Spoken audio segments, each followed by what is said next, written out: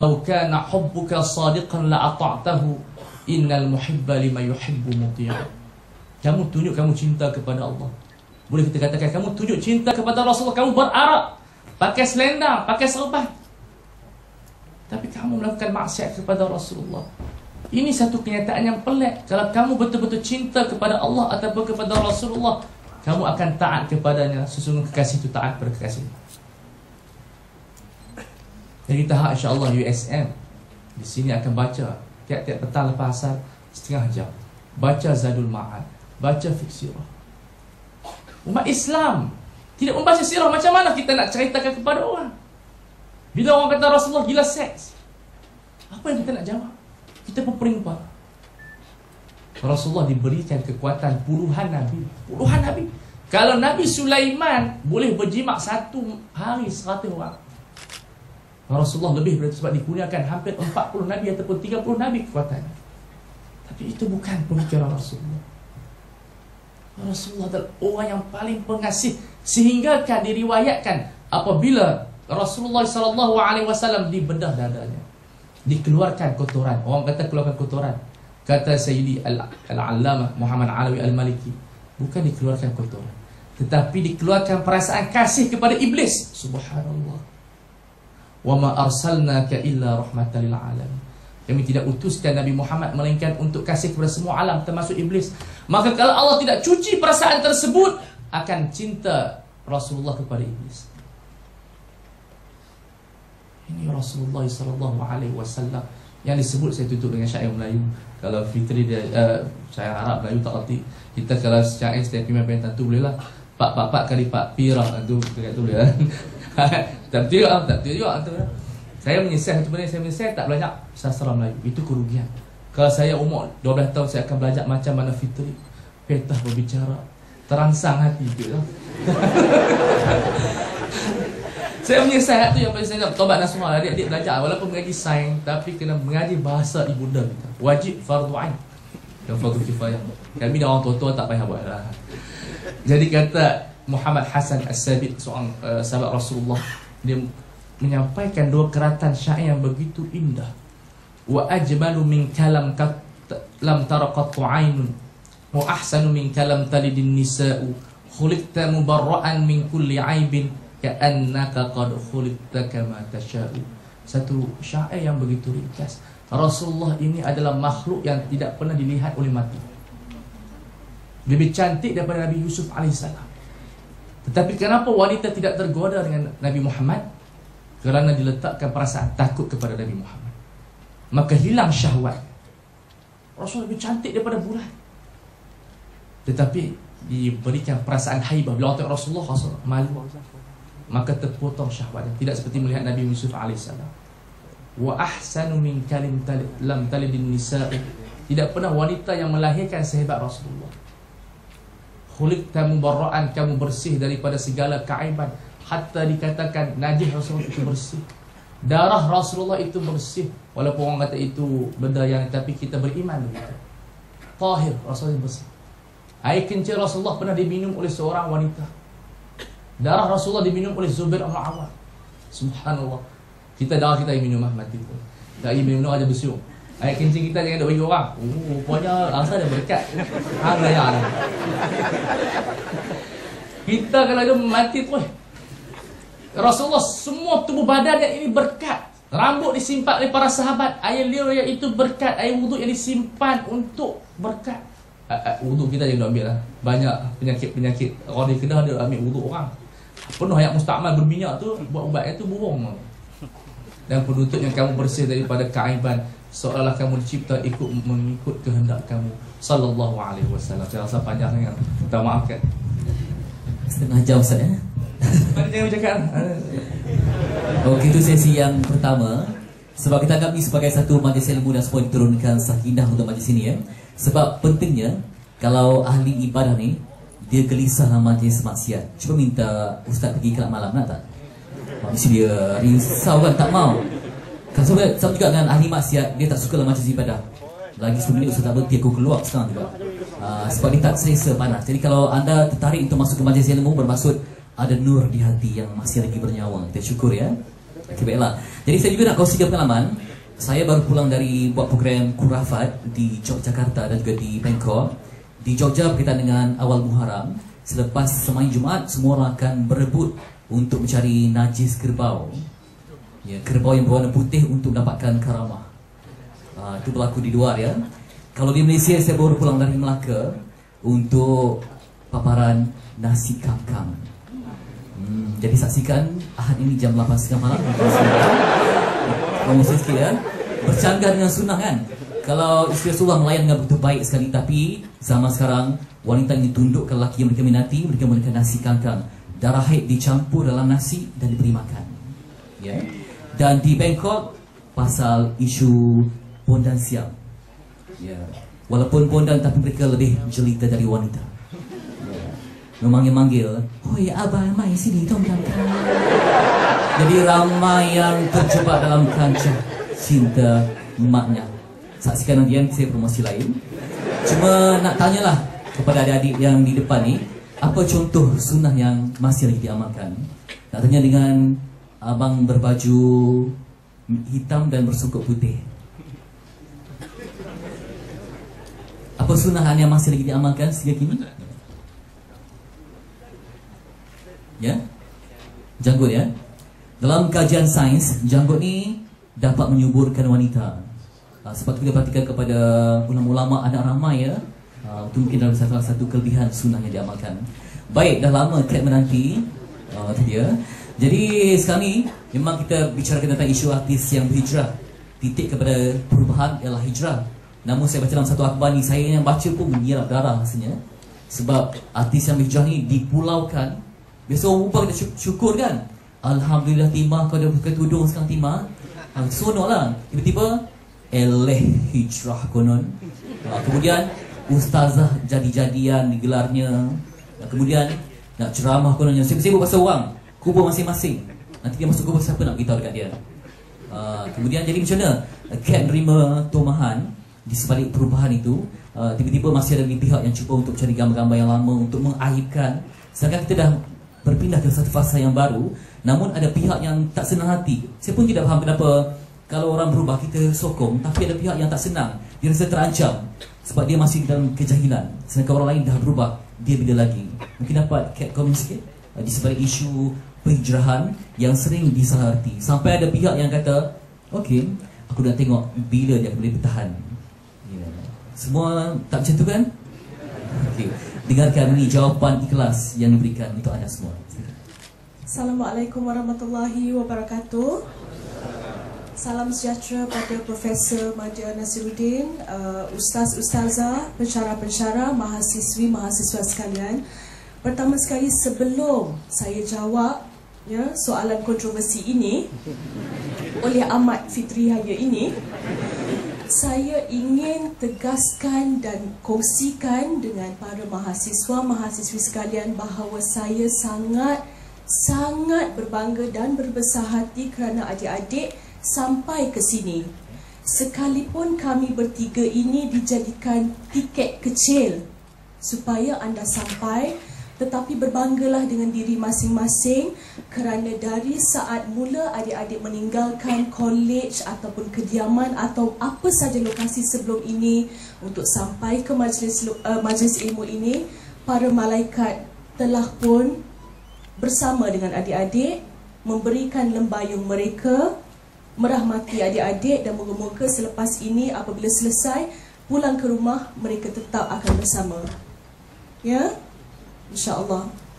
Itu adalah kelebihan kita apabila kita hadir ke majlis ilmu. Jadi jangan ada antara kita yang rasa, ceramah dengan ustaz, malaslah you all, tak nak lah. Jangan, kerana you have no idea betapa barakahnya majlis ilmu ini.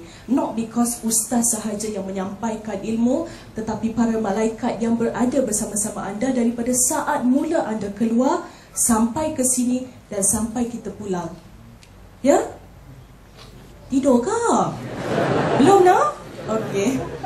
Dan saya nak juga bagi tahu pada Fitri secara peribadi, I feel so special today. Walaupun kita selalu bersama di MHI, tak pernah pula you berbantu macam tadi dengan I.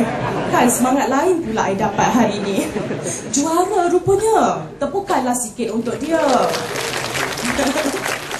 Okey. Biasa ya. Mengikut satu perkongsian yang saya dapat secara peribadi dengan Ustaz Zahazan. Adik-adik kenal ya Ustaz Zahazan tu yang ada di rancangan Tanyalah Ustaz. Pernah saya tanya pada dia, saya kata, Ustaz, pasal apa bila saya berhijrah ni ada yang suka, ada yang tidak?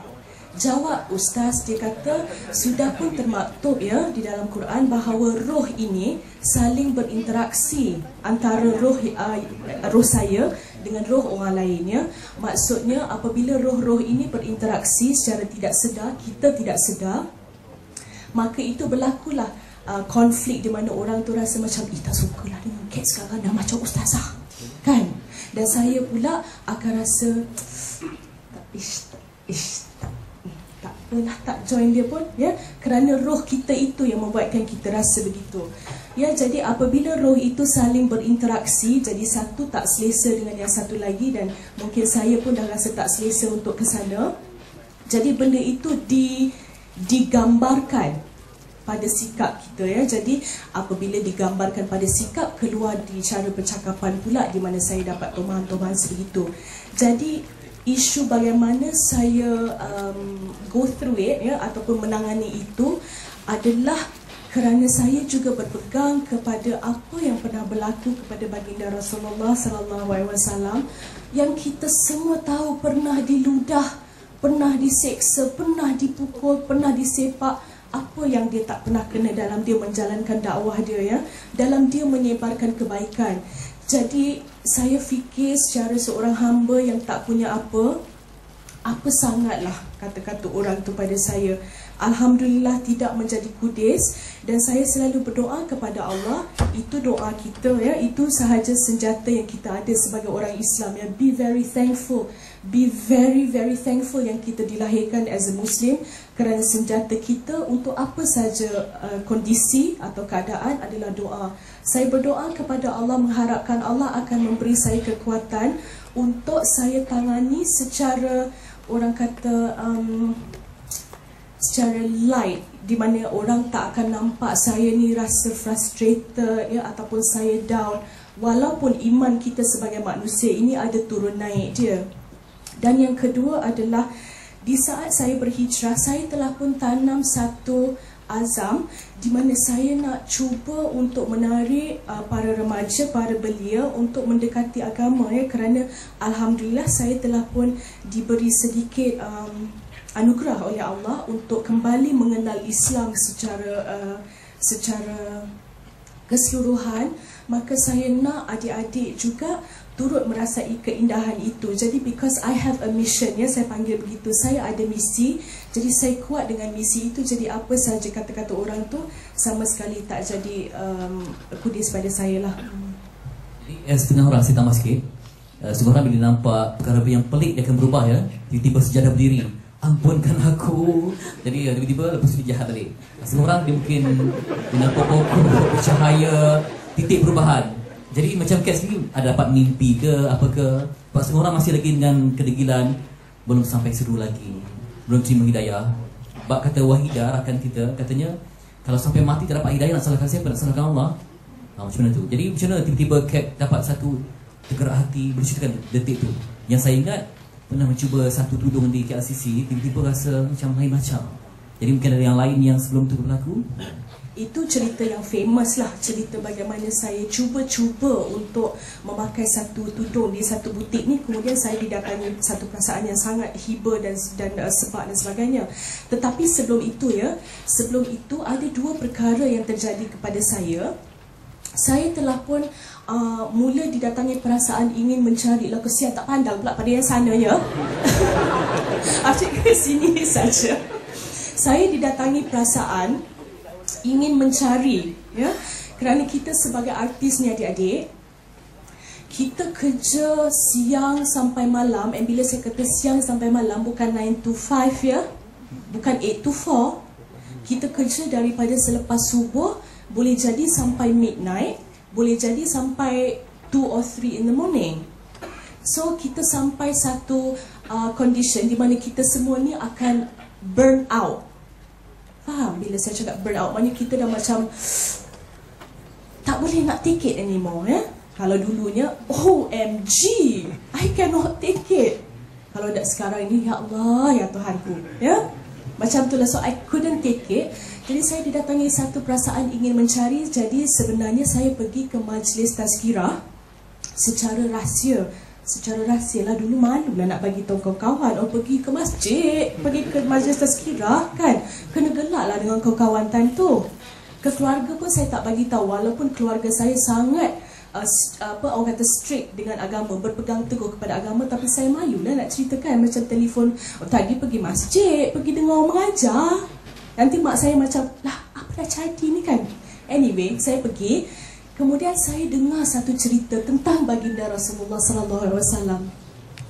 Bagaimana dia itu sewaktu sedang nazak, sebelum wafat dia tu, ya, ditanya apakah yang hendak dia tinggalkan. Jadi saya sebab sangat waktu itu, sebab saya fikir dan saya tahu, ya, bahawa baginda mempunyai sahabat-sahabat yang sangat-sangat setia, mempunyai isteri-isteri yang sangat menyayangi, mempunyai pengikut-pengikut yang akan berbuat apa saja, yang akan menggadaikan nyawa untuk baginda. Tetapi apabila ditanya apakah yang hendak dia tinggalkan, apa jawab baginda? Apa jawab baginda? Sebab kalau kita dengarkannya, jawab dia adalah ummati, ummati, ummati, yang bermaksud umatku, umatku, umatku. Dan waktu ini, sewaktu saya menyampaikan perkongsian ini, hati saya memang sebab bayangkan bagaimana seorang manusia mulia yang perginya 1400 tahun yang dulu, ya, 1400 tahun yang dulu. Bagaimana mungkin seorang manusia boleh mempunyai begitu banyak kasih sayang untuk kita, umat-umatnya, yang tak pernah dia akan jumpa, yang tak pernah akan dia kenal, yang tak pernah akan dia tengok. But when he was asked, apakah yang hendak kamu tinggalkan ya Rasulullah? He said, ummati, ummati, ummati. Itu yang membuatkan saya sebab, dan saya nak mencari. I wanted to learn. Walaupun saya dipaksa-paksa sewaktu kecil untuk hadir ke majlis ilmu, walaupun ibu saya sangat-sangat tekun mendoakan saya supaya saya menjadi seorang Muslim yang sejati. So that was the first story. Dan cerita keduanya, Fitri, adalah sebaik saja selepas cerita tu, ya, belum saya habis sebab cerita tu, saya diberitahu tentang cerita sumpah kita di alam roh. Saya yakin Fitri pernah dengar dan saya kongsi dengan adik-adik juga. Pada Ustaz Fawaz, saya selalu ceritakan perkara ini sebab Ustaz Fawaz ini adalah nakib usrah saya di Kuala Lumpur, ya. Jadi ceritanya adalah sewaktu kita semua di alam roh dulu, ya, sebelum kita sampai ke alam rahim, Allah pernah menyoal kita, ya. Dan saya bayangkan begini, ya, ramai roh-roh yang menanti untuk sampai ke alam rahim. Allah tanya, Allah soal, alastu bi rabbikum? Siapa tahu artinya? Alastu bi rabbikum? Allah soal, ya, benarkah aku ini Tuhan kamu? Kemudian menjawab segala roh yang ada, termasuk roh saya sendiri, menjawab kita dengan penuh hormat pada Allah. Qalu bala syahidna. Qalu bala syahidna. Benar ya Allah, kamu itu Tuhan aku dan aku bersumpah tidak ada Tuhan lain melainkan Engkau ya Allah. Dan minit habis cerita tu, saya terpaksa keluar. Saya lari keluar daripada majlis tu sebab saya dah tak boleh nak tahan perasaan. Jadi itu dua cerita pertama yang membuatkan saya sangat-sangat nak mencari. Dan yang ketiga tu apabila mungkin Allah seru nama saya di butik tersebut lah, sewaktu saya cuba-cuba pakai tudung. Kita faham perasaan puan, ya. Jadi kita kena pilihlah sama ada nak berjihad ataupun nak berjahat. Nak yang mana? Ya, okey. Dan sekarang kita nak buka sesi soalan. Tak sukalah kalau hanya kiri kanan saja. Tak boleh di depan juga. Yang belakang nak muzbilah ya, tak ada apa. Kalau boleh di depan yang dimuliakan ini, supaya dapat bersama tanyakan soalan untuk dikongsikan. Saya mencabar mana-mana siswa yang berada di sebelah kanan. Jadi saat itu saya nak kongsikan beberapa trivia yang sempat saya baca, di mana katanya sifat malu Rasulullah begitu menebal sekali ya, lebih malu daripada gadis yang berada di dalam bilik. Tapi saya mendapatkan kalau di Facebook, kalau dulu namanya Soleha Rabiatul Adawiyah, sekarang ni girls manja, seksi, baby girls kan. Kemudian budak lelaki, hai, I nak kenal dengan you. Macam mana tu? Walaupun dia loving, caring, romantic, tapi dia tak mau sembahyang, macam mana? Nak terima sebagai suami ataupun isteri? Ya. Soalan itu saya akan ajukan kepada Tuan Pengerusi Majlis ya. Saya bawakan di sini di kerusi di hujung sana. Boleh adik silakan? Kita nak meramaikan lagi umat di depan. Tepukan untuk pengacara majlis kita. Ini segmen kejutan kita pada petang ini yang tak dijangka. Tapi itulah ketentuan ya. Kita dapat duduk di hujung sana. Okey, baik, saya nak kongsi lagi satu tips ya. Sebab kalau kita nak berkasih sayang, sebab itu juga satu ciri sunnah, kena hadiahkan sesuatu kepada sahabat. Dan hadiahkanlah sesuatu yang wangi, kerana setiapnya wangi berasal dari syurga. Kata-kata yang baik dan juga sarapan kena 3 kali. Yang pertama sarapan untuk perut, yang lazim orang lakukan sehingga perut maju ke depan. Yang kedua, jarang orang buat sarapan untuk hati, zikir, sarapan untuk minda, pembacaan yang baik. Jadi sarapan mesti kena 3 kali, makan kena 3 kali. Okey. Nanti dengan namanya apa tadi? Mio ya. Walaupun Mio di tahun pertama, namun kenapa boleh terpilih untuk berada di depan sebagai seorang pemimpin? Apa kualiti Mio yang ada? Kualiti umatnya apa yang ada? Boleh Puan Kat pinjam mikrofon? Okey.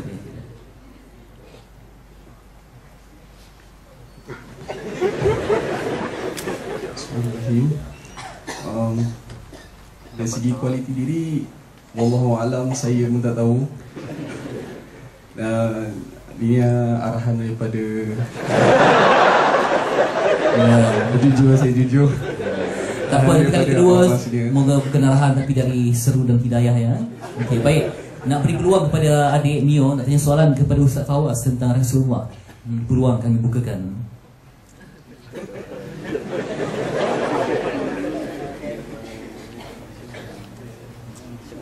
Assalamualaikum Ustaz. Saya ada satu soalan. Dari segi konteks mahasiswa sendiri, saya mengambil contoh pelajar-pelajar tahun 1 yang mana berhadapan dengan situasi kampus merupakan satu cabaran yang agak mencabar.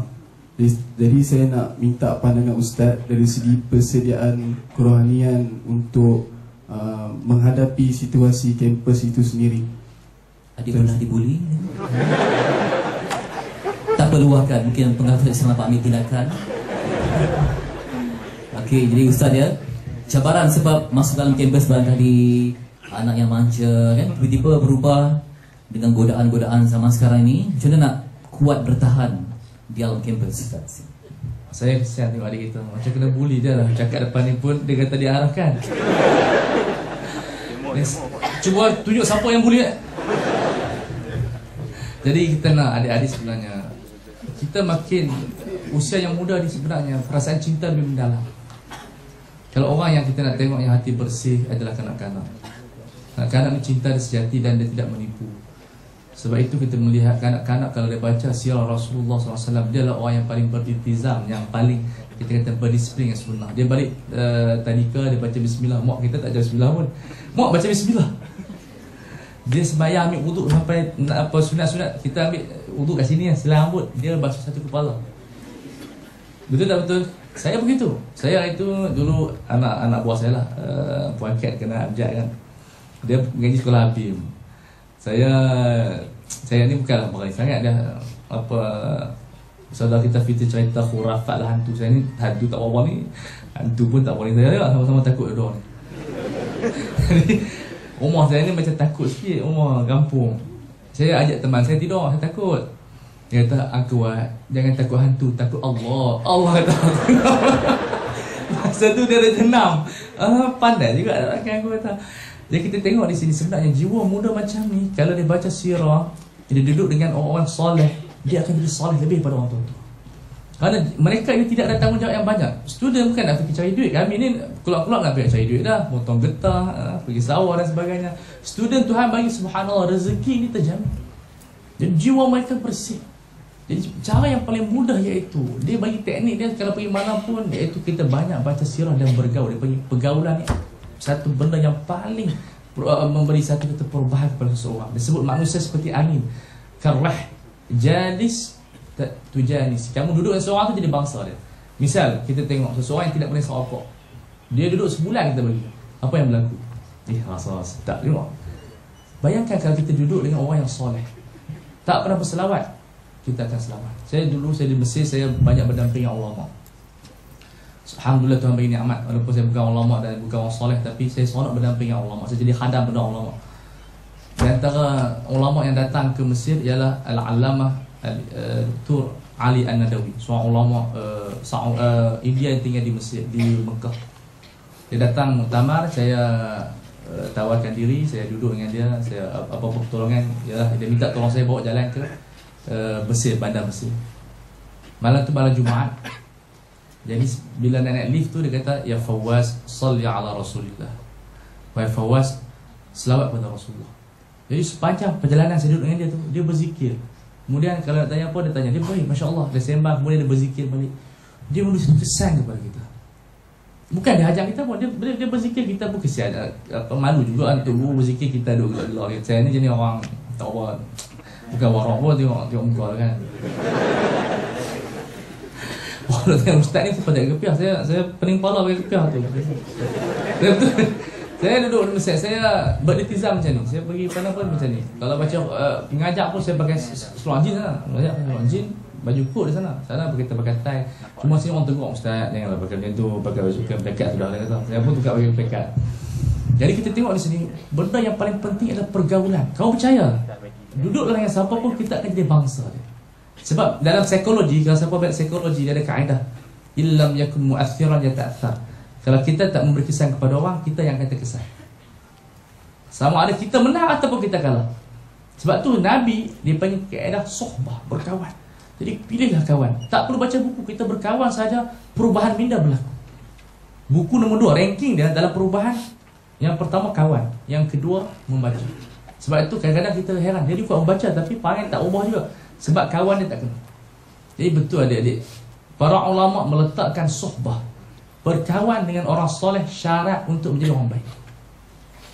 Ini panggil tashabbahu fa illam takunu mithlahum fa inna tashabbuha bil kirami falah. Tirulah gaya orang soleh walaupun kita tak sama dengan dia. Kerana meniru gaya orang baik itu tanda kejayaan. Itu di antara petua yang ringkas. Jadi mangsa macam mana? Ya. Okay, moga ada perubahan selepas ini ya. Baik, tadi kalau kita ada adik-adik yang masih kecil dan juga anak-anak ya, biasa kita kata ABC kan. A ayam, B bola, C cacing, D donkey, tukar. A Allah, B burdah, C cahaya, D dakwah. Biasa kan dari kecil dengan disebut ni. Ni A ayam semua jadi A ayam jadi kan. Jadi tukar pada satu yang baru yang dapat kita memberikan input kepada anak-anak yang kecil. Baik, soalan yang kedua. Kalau malu boleh hantarkan SMS anda. Putri, silakan. Muslimah, silakan. Wanita. Assalamualaikum.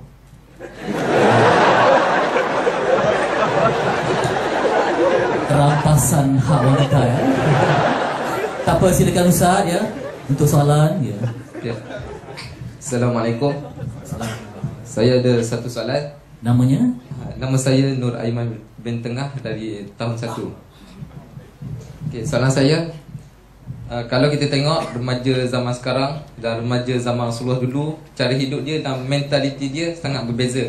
Jadi macam mana kita nak kembalikan cara hidup dan mentaliti remaja zaman sekarang kembali kepada seperti zaman Rasulullah? Itu saja. Adik pernah didera sekarang? Belum lagi. Okay. Jadi ingin merasainya.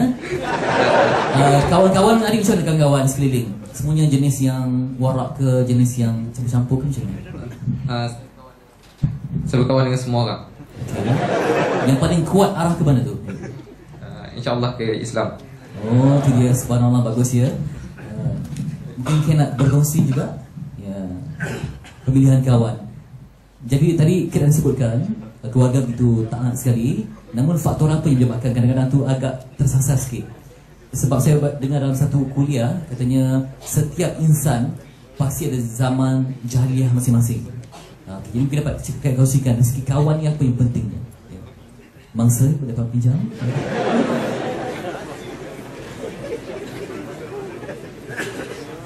Kelakar bila you jadi moderator. Okey, jadi apa pentingnya kawan ya? Okey. Kawan adalah nadi. Mana orang yang bertanya tadi? Oh, di situ di bawah. Saya tengok di atas. Kawan adalah nadi. Ya? Sebenarnya kawan adalah nadi, itu yang mesti kita faham. Dan walaupun dulu saya kongsikan tadi bahawa family saya sangat strict dengan pegangan agama, dan saya dipaksa-paksa, didera-dera, ya, minta perdengarkan kaset-kaset ceramah dan sebagainya, dan hadir ke majlis tazkirah.